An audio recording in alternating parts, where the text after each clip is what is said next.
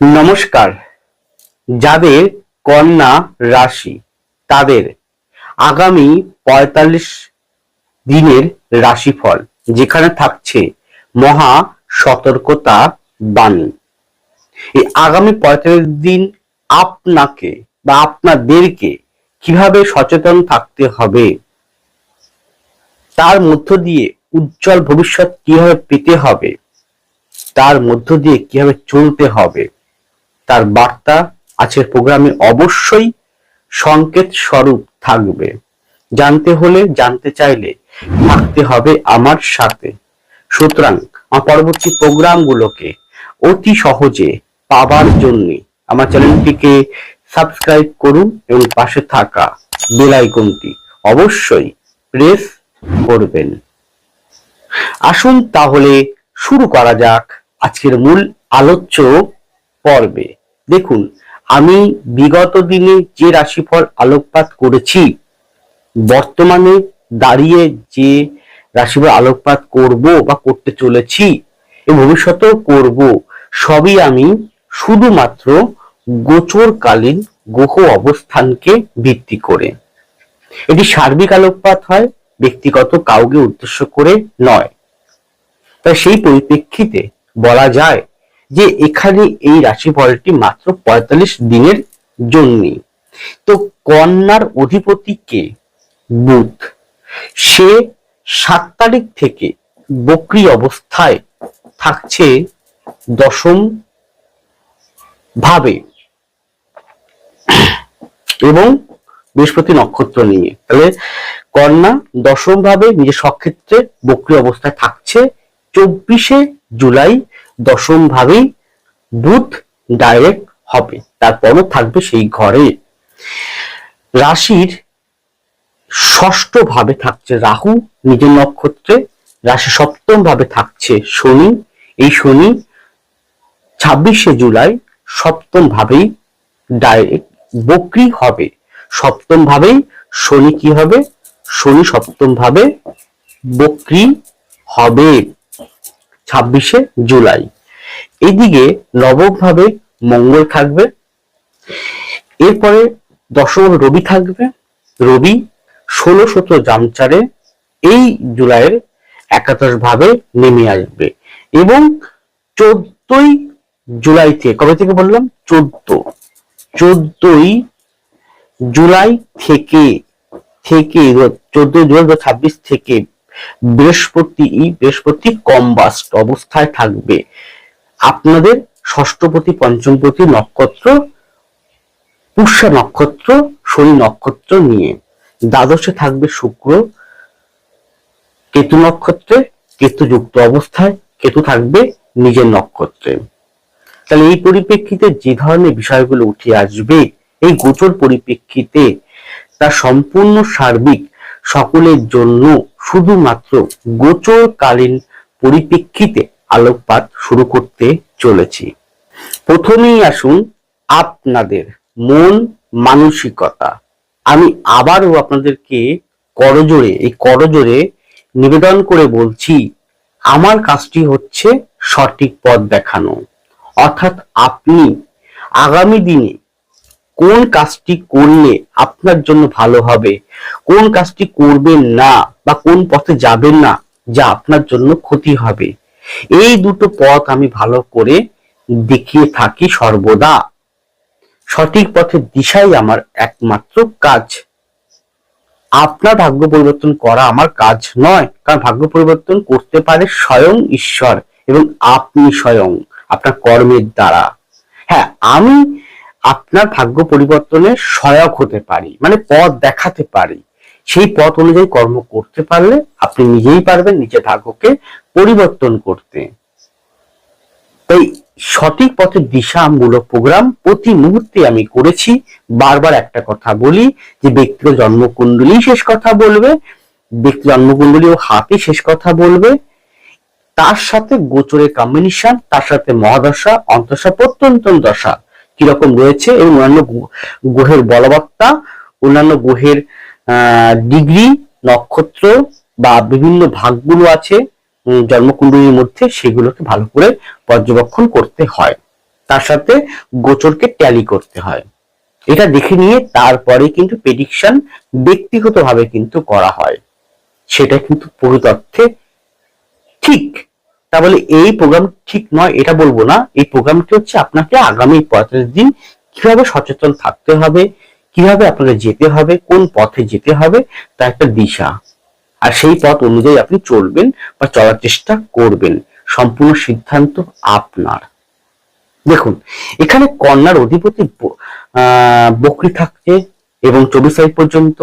আবার এদিকে আপনাদের 1, 2, 3, 4 চতুর্থ পতিকে বৃহস্পতি, সপ্তম পতি বৃহস্পতি সে কম্বাস্ট হতে চলেছে কবে থেকে? 14 জুলাই থেকে।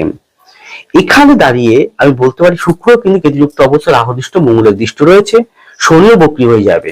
সুতরাং মহা সতর্কতা এই কারণে যে ভীষণ পরিমাণে, মারাত্মক পরিমাণে যেটা ক্ষতি করতে পারে আপনাকে চলার পথে প্রতি মুহূর্তে, যে কোনো বিষয়, যে কোনো ক্ষেত্রেই, সেটি হচ্ছে আপনার নিজস্ব ইগো।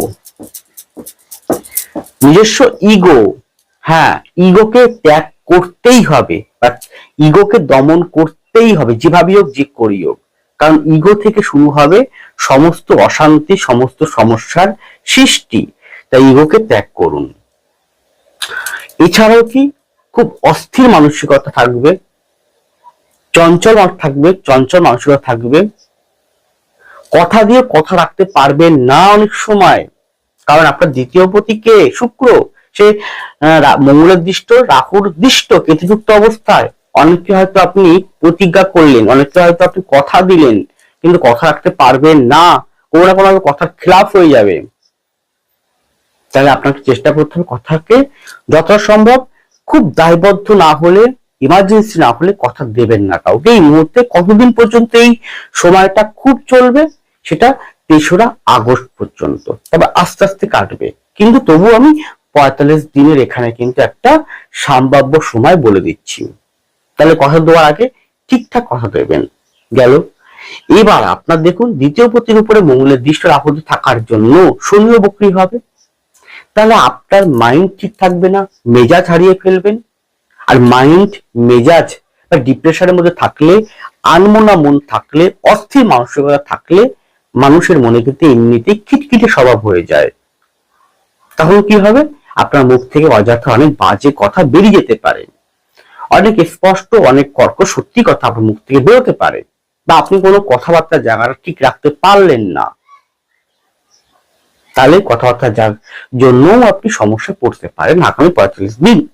চেষ্টা করুন সেই জায়গাটাকে ঠিক করা। এবার দেখুন, সবাই যে এই রকম সমস্যায় পড়বে তা কিন্তু একদম নয়।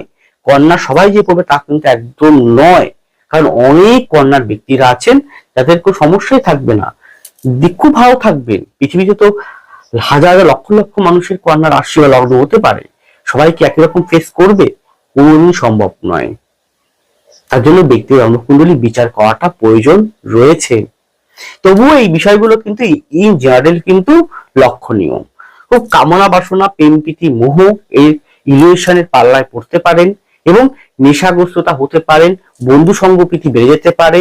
এছাড়াও কি অবৈধ সম্পর্ক বা অবৈধ কর্মের প্রতি একটা মনোযোগ বা আকৃষ্ট, বা আপনি কোনোভাবে ইনভলভ হয়ে যেতে পারেন।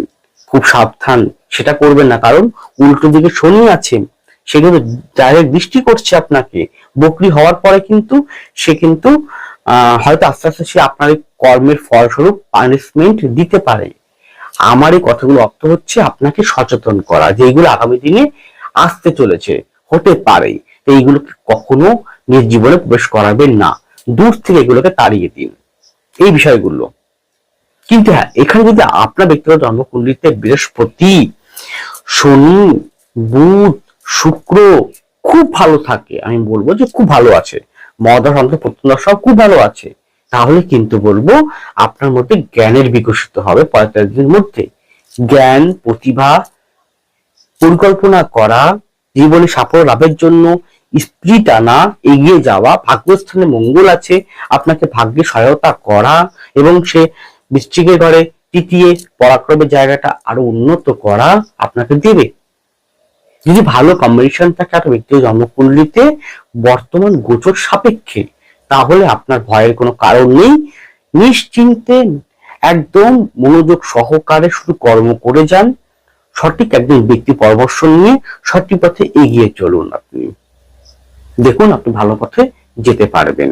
যদি ভালো কম্বিনেশন থাকে, যদি সবগুলো প্যারামিটার ঠিকঠাক থাকে আপনার জন্মকুণ্ডলিতে গোচর সাপেক্ষে, তাহলে আপনার ভয় পাবার কোনো কারণই নেই। মহা বিপদ আপনার জীবন আসবেই না, বরঞ্চ আপনাকে ভালো কিছু প্রাপ্তি ঘটাবে। হ্যাঁ, এটা ঠিক যে যতই ভালো আপনার জন্মকুণ্ড থাকুক না কেন, বাধা প্রতিকূলতা বর্তমান সময়ে দিতে পারে, কিন্তু তার সেই বাধাকুলতা বা প্রতিকূলতাকে আপনি অনায়াসে জয় করতে পারবেন যদি আপনার গ্রহগত অবস্থান ঠিক থাকে বর্তমান সময় পরিপ্রেক্ষিতে। এরপরে আপনাদের শরীর স্বাস্থ্য, সেক্ষেত্রে বলবো অর্থোপেডিক আর্থারাইটিস, হাড় সংক্রান্ত, কোমর থেকে পায়ের পাতা পর্যন্ত, এছাড়াও এই পেটের মিডিল পয়েন্ট বা মাঝ বরাবর পেট সংক্রান্ত, পেটের যে কোনো অর্গান, পেটের যে কোনো জায়গায়, যেমন থাইরয়েড হতে পারে বা কোনো প্রকার থাইরয়েড এমনিও বিভিন্ন জায়গায় হতে পারে, পেটে কেন, থাইরয়েড পাতেও হতে পারে, পায়ের জায়গায়ও হতে পারে না, তো পেটের লিভার হতে পারে, কিডনি হতে পারে, পাকস্থলী হতে পারে, গল ব্লাডার হতে পারে, গ্ল্যান্ড হতে পারে, সেই সংক্রান্ত জায়গা। এছাড়াও ফিমেলদের ক্ষেত্রে গাইনো অর্গান, গাইনো সংক্রান্ত যে কোনো বিষয় বা যে কোনো ফিমেলি রোগ যেগুলো আছে সেই সংক্রান্ত বিষয় ফিমেলদের ক্ষেত্রে।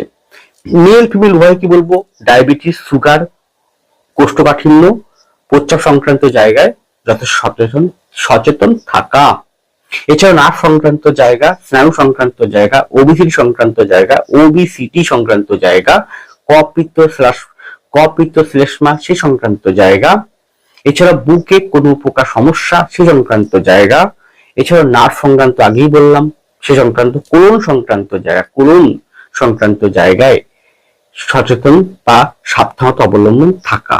যদি একটা বিষয় প্রবলেম মনে হচ্ছে, যদি মনে হচ্ছে প্রবলেম দেখা দিচ্ছে, সমস্যা হচ্ছে শরীরে, রাতে অনিদ্রা, ঘুম ভেঙে যাওয়া, ঘুম না আসা, তাহলে দেরি না করে তাড়াতাড়ি চলে যান ডাক্তার মশাইয়ের কাছে।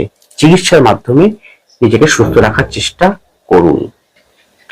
এরপরে আপনাদের সাংসারিক বা বৈবাহিক জীবন, এবং প্রথমে বলি আপনি একজন বিবাহিত বা বিবাহিতা, আপনি বিবাহ করেছেন, বিবাহ জীবনযাপন করছেন, তাহলে স্বামী স্ত্রীর মধ্যে ভীষণ সাবধান থাকুন। 14ই জুলাইয়ের পর থেকে 3রা আগস্ট পর্যন্ত, 14 জুলাইয়ের পর থেকে 3রা আগস্ট পর্যন্ত খুব সাবধান থাকুন। কবেতে বললাম? 14 জুলাই থেকে 3রা আগস্ট পর্যন্ত খুব সাবধান। এই সময়টা বেশি প্রবলেম দেবে, অলরেডি দিচ্ছে, তবুও তার মধ্যে নির্দিষ্ট দিন আমি বলে দিচ্ছি। আপনাদের মধ্যে ইগো, কথাবার্তা, রাগ, ক্রোধ, তৃতীয় ব্যক্তির প্রবেশ করানো বা তৃতীয় ব্যক্তির জন্য বা অবৈধ সম্পর্কের জন্য, অবৈধ সম্পর্ক সবাই যে করবে কন্যা তা কিন্তু একদম নয়, কখনোই নয়। কারণ অবৈধ সম্পর্ক বললেই একটা হয় না, দেখতে হবে সেই জাতক বা জাতিকার জন্মকুণ্ডলিতে শুক্র কেমন রয়েছে, শুক্র কি মঙ্গলযুক্ত, শুক্র কি রাহুযুক্ত, শুক্র কি বুধযুক্ত, শুক্র কেতুযুক্ত, শুক্র রাহু মঙ্গলের বা দৃষ্ট, শুক্র খারাপ পজিশন হাতে, তাই দেখে নিতে হবে হাতে শুক্র কি কোনোভাবে ড্যামেজ আছে বা রাহুর দ্বারা পীড়িত, বা শুক্রের স্থানে কোন জব চিহ্ন, কালচে কারা তিল চিহ্ন, মা অনটা কি খারাপ দুর্বল, সেগুলো দেখতে হবে। বললেই কিন্তু হয় না। জন্মকুণ্ডলিতে আপনার সপ্তম অষ্টম ভাব, এছাড়াও দ্বাদশ, এছাড়াও নবমতে বৈবাহিক সম্পর্ক বিষয়, সেটা কেমন রয়েছে দেখতে হবে। যদি এইগুলো খারাপ থাকে তবেই অবৈধ সম্পর্ক, এক্সট্রা অ্যাফেয়ার হতে পারে, এছাড়া নয়। কিন্তু যদি সম্পর্ক হয়ে যায় তাহলে সেটা কিন্তু সমস্যার কারণ হয়ে দাঁড়াবে সংসার জীবনে। খুব সাবধান। যদি বুঝতে পারেন থেকে থাকে তাহলে বাদ দিন জীবন থেকে। গেল। এরপরে কি নেশা জাতীয় বিষয়, পুরুষদের বলবো, যারা মেল আছেন তারা যদি নেশা করেন তাহলে এই সময় নেশার পরিমাণটা বাড়তে পারে। নেশা কমান না, সেটা সংসারে কিন্তু অশান্তি হওয়ার সম্ভাবনা বেড়ে যাবে। গেল। এছাড়াও মেল ফিমেল উভয়কেই বলবো কথাবার্তার জায়গা, ইগোর জায়গাটা যতটা পারা যায় কম করুন। কারণ আপনার কথাবার্তা, আপনার ইগো, আপনার গাম্ভীর্য, আপনার অহমিকাই সংসারের অশান্তির কারণ হয়ে দাঁড়াবে। এগুলোকে বলছি কারণই যে সংসারটা সুখে রাখার জন্য, ব্যালেন্স করার জন্য, নয়তো ডিসব্যালেন্সে পরিণত হয়ে যাবে। গেল। এবার দেখুন এখানে কিন্তু হ্যাঁ বলতে পারি যে যদি আপনার ব্যক্তিগত জন্মকুণ্ডলিতে ভালো পজিশন থাকে হরোস্কোপে, যদি দশা অন্তর্দশা বর্তমান দশা গ্রহ অবস্থান বৃহস্পতি শনি খুব ভালো পজিশন, বুধ শুক্র ভালো পজিশন থাকে, তাহলে পরিবারে কিন্তু অনেক রকম ভালো দিকগুলো ফুটে উঠবে এই 45 দিনে। যেমন পূজা পার্বণ, বাড়িতে নতুন কোনো মাঙ্গলিক উৎসব, আনন্দ ফুর্তি, ভ্রমণ করা, কোনো হঠাৎ কোনো প্রাপ্তি হওয়া, জমি জমা কেনা, ঘর বাড়ি করা, বাহন করা, বা ঘরটা সাজানো, ইন্টার ডেকোরেশন করা, তাই না, সন্তান সন্ততি নিয়ে সুখে থাকা, একটা ভালো পরিবেশ কিন্তু আরামদায়ক পরিবেশ কিন্তু পাবেন। কোনো রকম অশান্তির মাত্রাটা খুব একটা হতে চাইবে না, কোনো সামান্য একটু হবে, ওই কেটেই যাবে। হয়তো দিনে হলো রাতে মিটে গেল, রাতে হলো রাতের মধ্যেই মিটে গেল। কিন্তু যদি খারাপ থাকে, গোচর সাপেক্ষে যদি ব্যালেন্স না করতে পারে ব্যক্তির জন্মকুণ্ডলী, তাহলে কিন্তু অশান্তির মাত্রাটা বাড়িয়ে দেবে। তাই একবার পারলে কাউকে দিয়ে জন্মকুণ্ডলী বিচার করিয়ে নিন যে সত্যি এই প্রবলেম গুলো দেখা আছে কি নেই আপনার জন্মকুণ্ডলীতে বর্তমান সময় পরিপ্রেক্ষিতে। যে থাকে সচেতন, সাবধান, মহা সতর্কতা আপনাকে নিতেই হবে। বিশেষ করে বলবো 3রা আগস্ট পর্যন্ত যদি চলতে পারেন, তাহলে আপনি পারেন সংসারটাকে সুন্দরভাবে একটা গুছাতে। এছাড়াও সন্তান জায়গাটায় সাবধান থাকুন। হ্যাঁ, সন্তানের পড়াশোনার জায়গাটা উন্নতি বা কেরিয়ারের উন্নতি সেটা আছে বলা যায়, তবুও বলবো সন্তানের অন্যান্য বিভাগগুলোকে, শরীর স্বাস্থ্য হতে পারে, বন্ধু সঙ্গপ্রীতি হতে পারে, খেলাধুলা হতে পারে, বা নেশাগ্রস্ত হতে পারে, প্রেমপ্রীতি হতে পারে, তাই না, সেই জায়গাগুলোকে একটু বেশি করে মানে চোখে চোখে রাখার, দেখা যে ঠিকঠাক আছে কিনা, ঠিক পথে যাচ্ছে কিনা। পারলে সন্তানের হরোস্কোপকে একবার কাউকে দিয়ে বিচার করিয়ে নেবেন। কারণ এটা সম্পূর্ণ আমি যা বলছি, যা বলছি তা সম্পূর্ণ গোচরকে ভিত্তি করে বলছি। আমি কাউকে উদ্দেশ্য করে বলছি না, কারো জন্মকুণ্ডলী নিয়েও বলছি না, সম্পূর্ণ গোচর বর্তমান গ্রহ অবস্থান যেভাবে আছে দাঁড়িয়ে তার উপর ভিত্তি করে। তাই একবার পারলে জন্মকুণ্ডলী বিচার করাটা অতি আবশ্যক। এরপরে আপনাদের কর্মজীবন। দেখুন আমি প্র্যাকটিস অভিজ্ঞতায় দেখেছি ম্যাক্সিমাম কটা মানুষরা ব্যবসায়িক মানুষ হয়ে থাকেন। হ্যাঁ, চাকরি করতে পারেন, কিন্তু চাকরির পাশাপাশি নিজস্ব একটা ব্যবসা করার টেন্ডেন্সি, আগ্রহ থেকেই থাকে। তো ব্যবসায়ী ব্যক্তিবর্গের ক্ষেত্রে বলবো ব্যবসার একটু আপ ডাউন চলবে। বিশেষ করে বলতে পারি বিনিয়োগের ক্ষেত্রে সাবধান। এই আপনারা চেষ্টা করুন 3রা আগস্ট পর্যন্ত বিনিয়োগ না করা, বা করলে কোনো পণ্ডিতের পরামর্শ নিয়ে বিনিয়োগ করা, বা ভেবেচিন্তে বিনিয়োগ করবেন ব্যবসার জায়গায়। ব্যবসার মধ্যে এক্সপোর্ট ইম্পোর্ট হতে পারে, লৌহ হতে পারে, যে কোনো প্রকার কমার্শিয়াল কোনো জিনিস হতে পারে, আন্তর্জাতিক মানের কোনো ট্রেডের ব্যবসা হতে পারে, প্রজেক্ট হতে পারে, কোনো গাড়ি হতে পারে, বাড়ি হতে পারে, জমি হতে পারে, ভূমি হতে পারে, যে কোনো বিষয় ব্যবসা, যে ব্যবসায় করুন না কেন একটু ভেবে চিনতে করবেন, আর কার সাথে করছেন, কোথায় করছেন সেটা বুঝে শুনে করবেন। আরেকটা কর্নার আমি দেখেছি অনেক মানুষ না ব্যাংকিং সেক্টরের সঙ্গে যুক্ত, হয় সরকারি ব্যাংক, নয় প্রাইভেট সেক্টর ব্যাংক, বা ইন্স্যুরেন্স সংক্রান্ত, বা কোনো টাকা পাঠানো লেনদেন সংক্রান্ত ব্যাংকিং, যেখানে বা অথবা এলআইসি, জিআইসি এই রকম সেক্টর গুলো চাকরি করছেন, বা প্রাইভেটে চাকরি করছেন, বা কাজ করছেন, বা তোমার পোস্ট অফিসে বিভিন্ন রকম টাকা পয়সা লেনদেন যে হয় সেই সংক্রান্ত জায়গাও আমি দেখেছি প্র্যাকটিস অভিজ্ঞতায়, তাই না। তো ব্যাংকিং সেক্টরে যা টার্গেট ফুল কাজ করছেন, বা বিভিন্ন রকম লোন স্যাংশন করছেন, কনজিউমার, হ্যাঁ আপনারা দেখছেন, বা আপনার স্যাংশন টাকা পয়সা দিচ্ছেন, খুব সাবধান 3রা আগস্ট পর্যন্ত কাকে দিচ্ছেন, কোথায় দিচ্ছেন, তার সঠিক ডকুমেন্টস কি আছে, সব লিগাল প্রসেস গুলো ভালো করে দেখে তবেই স্যাংশন করবেন বা দেবেন। আর অতিরিক্ত চাপ প্রেশার আপনার উপরে কর্তৃপক্ষ আপনাকে দিতে পারেন। কিন্তু হ্যাঁ, এই যদি আপনার ব্যক্তিগত জন্মকুণ্ডলী খুব ভালো পজিশন থাকে, বর্তমান সময়ে গ্রহ অবস্থান ভালো থাকে, তাহলে কিন্তু নতুন চাকরি পাওয়ার সুযোগ, বা পরীক্ষা দেওয়া, বা ইন্টারভিউ দেওয়া সেটা কিন্তু হবে।